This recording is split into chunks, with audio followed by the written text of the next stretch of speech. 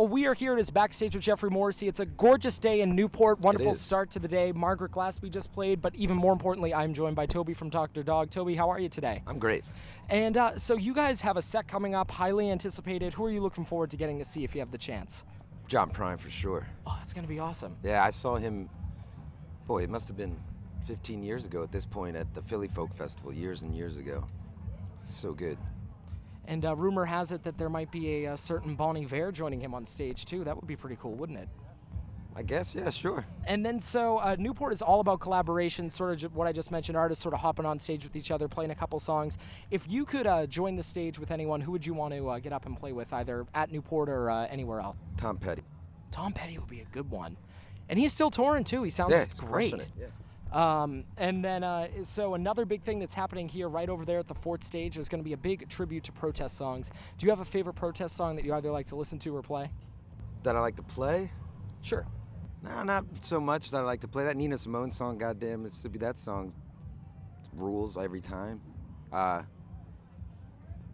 Well, I don't know. That's a good one. I was going to say, it's tough to top Nina Simone, that's for sure. Yeah. And then so part of the proceeds from your most recent album, Abandoned Mansions, went to the Southern Poverty Law Center. Obviously, great thing to do there. What inspired you guys to do that? Why did you pick the Southern Poverty Law Center? We kind of wanted to pick, initially we were going to pick something real local and kind of small, but I forget what the exact, I think we wanted to pick something people knew, had some understanding of what it was, and sort of we decided to do that in December, so it seemed pretty prescient at the time, you know, for what was going on. It's still going on, I guess. But that was sort of the logic behind that. And we had that, the record was done, and it was ours, so we didn't need the money to finish the record or anything like that. It was already done. So it just seems sort of silly to, you know, just treat it like any other record when we knew we weren't going to tour it or anything like that, and we knew we weren't going to release it on a label and, you know, do press and all that kind of stuff. So it all made sense. And why not sort of tour it and do a lot of press around or anything like that?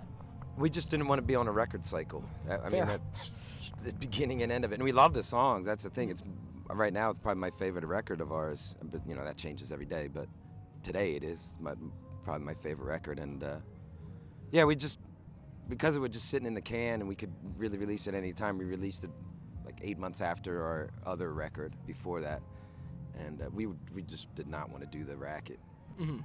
Well, I appreciate you taking the time to do this and to talk about the record with me today. It's a pleasure to have you here. But I saw that you tweeted out you guys are back in the studio again, making more music. That's been going great. This is the first time since anybody who's familiar with our stuff, since the album Fate, that we've worked just us, engineering and producing and all that kind of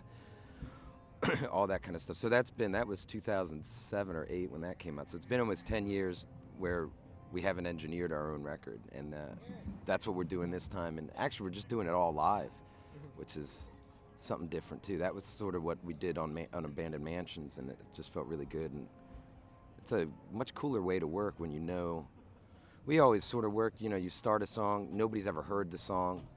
You get a very basic idea of what's going on, and then you just start throwing crap at it and just trying to figure it out and whittle it down, and then stepping back and then going at it again. And a lot of the work comes during the mixing and all that kind of stuff, and it's kind of an exhausting way to work. But now with everybody sitting in there and it's just the 5 of us, everybody knows the song because you're playing it. You know, we're playing sometimes like 10 hours a day. Wow. It's just awesome. Yeah. Such a cool way to be. It seems so obvious to do it that way, but we've never done it that way. We've always just thrown little bits and pieces. We've never known what a song was until pretty much sent it to get mastered. Yeah, totally. And so what inspired you to go back to the old way of sort of like engineering, doing everything yourselves? Why make the shift now? We just needed a change. Yeah. I mean, we've made so many records, and we have our own studio, so it's easy for us. And we have the gear's great, and it was just kind of a way to be able to do it and not have like a timeline necessarily where it's okay, we're gonna fly our buddy Nathan in. That's who was doing our records before. We're not gonna fly him in and he's gonna be here for a month, and then we're just gonna work super hard for a month and everybody's gonna get drained and stressed out and then come back and do it another month. And This way it's just a lot easier, you know. It's our spot. We can go in when we want. We can work the hours we want, you know, and it's nice having that control because you don't, you know, we're not in the box right now. We're not doing anything in the computer or anything like that. No screens or anything like that. So it's really good to get out of that world because that's just such a freaking K-hole, man. You start going down. You can do anything in there, and it sounds good too. Like it used to not sound good, but that stuff sounds great now. So it's like, well, you know, we could have, you know, put these plugins here, and slate the drums. We could do anything, or maybe turn that guitar line into a harpsichord. It's like, let's just not do any of that stuff. Let's just do the thing we're intending to do, and that's what it is, you know. No, of course. And then that's one of the things I love about Newport, too. You're just surrounded by natural beauty and natural beauty in music, the way it should be. And then, so are you someone who prefers the studio or the road? If you had to pick one to sort of Depends whichever one I'm not doing. That's the one I like. Yeah, it seems But the I love grass them is always both. I mean, greener. that's the thing. Obviously, we've been doing this for a long time. We love them both. The studio has been awesome, though. I mean, this is definitely the healthiest functioning that we've been in the studio in a long time, and it's working for everybody. Awesome. Now, one of the things everyone knows about your band, you and Scott have known each other since your teenage years. How do you juggle sort of being friends and being in a band together? Is it one and the same? Are there lines drawn there? The lines are pretty blurred. Yeah. And we've always played together since we were pretty much since the first time we ever hung out. We started writing songs together. So it's always been the same thing. We've always existed in a band together as friends. Yeah, so there's never really been a distinction between the two. I mean, it does kind of stink when your buddy and you guys are having troubles at work. Yeah. So it makes it kind of hard to be around each other, that kind of thing. And it's like, oh, this freaking guy, man, gonna start talking to me. But by and large, you know, that's what our relationship has always been. It's always been so intertwined with making music that that's just what it is. Any chance we'll see any of those songs revisited from like the early days? Like, do you still have any of those kicking around anywhere? Recordings, you mean? Recordings are like just old lyrics that you scribbled when you were, you know, playing. Like Every once in a while it'll come up, something will pop up. Like Scott was showing me this tune the other day, and there was this guitar line. I was like, man, what is that guitar line? I feel like I've heard that a million freaking times. It's like, I wrote that in like '99. Wow. It's like, I've just never done anything with it. It's like, oh yeah, I sort of vaguely remember that so long ago. So every once in a while something like that will pop up. And there are old recordings still kicking around that will probably see the light of day. The thing is, they sound so crummy. Yeah. I mean, they sound precious to us, but I don't, you know, people. Different story for Yeah, others. you never know how much people will put up with, how much they'll tolerate sonically.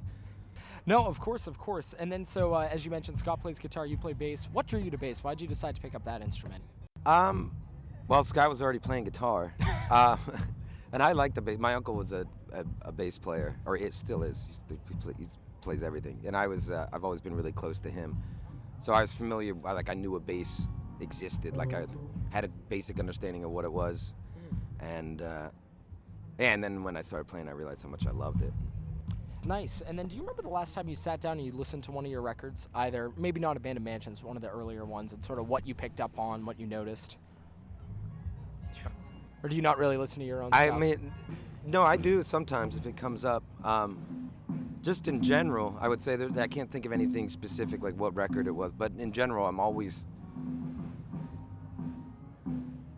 surprised what they sound like sonically. I'm like, man, I can't believe that's what we were going for. Or like, I can't believe that's all we were able to do. And then there's a certain level of charm to it too. And then sometimes you're like, well, man, I kind of wish we actually still sounded like that. And then there's some studio stuff where I listen to it and I was like, why did we keep producing that song? It's like, why is there so much crap going on? It's like every single part, no, there's no fat. It's like the organ line is doing something sweet or it's not doing anything. The guitar, we so rarely have electric guitars unless they're doing a thing, you know.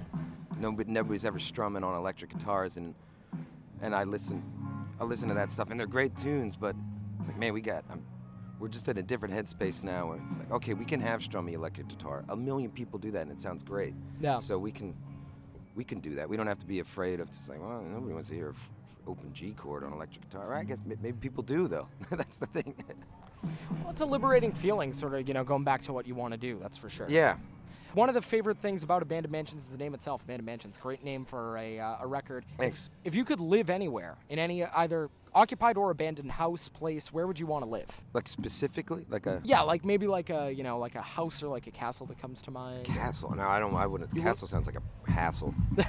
Castle. Boy. I don't know. Your mind immediately goes back to like your 7-year-old self living in a tree fort, some badass thing with like a rope and. Although I don't think I'd want to do that. I got a 1-year-old. I don't think that would be so dangerous for that little guy. A houseboat would be pretty awesome. Like Yeah. you see those like long houseboats. Like we were just in Bristol in the UK, and they had all these cool long houseboats. A buddy of mine has one, and her and her husband have one, and they invited us out, and I can't wait to go check that thing out. That would be a fun thing. I don't think I want to do that permanently, but that does sound like a pretty badass thing, to just cruising around in some boat. In a houseboat? Yeah. Do you watch Below Deck at all? No. It sort of goes into like what it's like to rent out one of those luxury yachts for a long time. Very interesting lifestyle, we'll put it that way. Oh, I can imagine. Now, you do a ton of these interviews, which I'm really appreciative of as a journalist. What do you wish that we asked you about more often? What's something that you'd like to talk about a little bit more? Oof. That's kind of your. It's a very self-serving question, I must say. It is. I'm not going to do your job. I don't know. Fair, and I won't do yours. We'll make a deal. You can if you want. Yeah. That's it. Most of the songs are in A. Well, okay. It's usually verse. Maybe there's an intro, some verse, chorus, bridge. Probably back to chorus, and then maybe like a coda or something. That's it. I have to learn how to pick up And guitar. in A.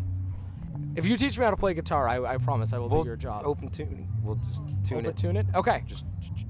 Perfect. It sounds like a deal to me. Well, I know that you have to take the stage pretty soon, so I'm going to make this my last question. Who has your ear? Who are you listening to right now?